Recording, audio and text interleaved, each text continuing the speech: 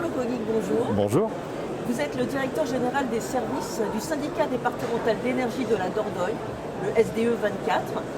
Enedis et EDF viennent de signer en décembre dernier un nouveau contrat de concession qui concerne le réseau de distribution électrique et la fourniture d'énergie dans votre département.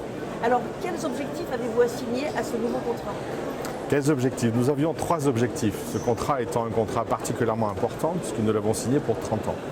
Le premier objectif consistait à sécuriser et à améliorer ensemble la qualité du réseau de distribution d'énergie.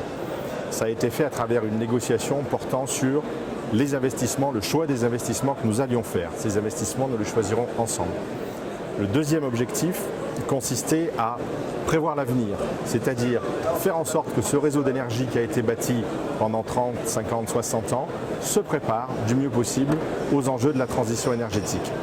Et puis le troisième enjeu était de limiter le coût des investissements, puisque nous investissons chacun, le syndicat et Enedis, des sommes importantes chaque année, et donc de vérifier, d'améliorer l'efficience de ces investissements. Le périmètre d'action du SDE 24 s'est-il élargi de facto avec ce nouvel engagement signé ? Alors je ne dirais pas nécessairement qu'il s'est élargi, puisque la distribution d'énergie et le réseau lui-même ne s'est pas agrandi. En revanche, on peut dire qu'il s'est modifié et il s'est enrichi. Je vous donnerai 2 exemples. À travers ce contrat, les sommes qui vont être investies vont être supérieures de la part d'Enedis et de la part du syndicat dans l'éclairage public, dans le renforcement des réseaux, dans la sécurisation des réseaux en milieu urbain.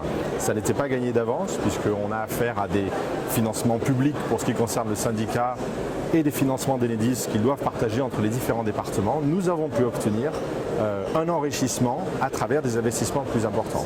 La deuxième modalité de modification du contrat, que je qualifie d'un enrichissement, concerne particulièrement les coopérations sur certains dossiers complexes, comme les centres-bourgs. Vous savez qu'en Dordogne, on a beaucoup de chantiers qui concernent les monuments historiques ou en zone protégée. Et ces dossiers-là seront particulièrement mieux traités avec ce syndicat, avec ce contrat. Par rapport à vos enjeux de transition énergétique, les enjeux que vous portez, comment le partenariat avec Enedis permet-il précisément de mieux les porter ou de les porter plus haut ? Alors, de plusieurs manières. D'abord, Enedis est un partenaire privilégié, bien sûr, concessionnaire pour nous, présent sur le territoire comme nous le sommes.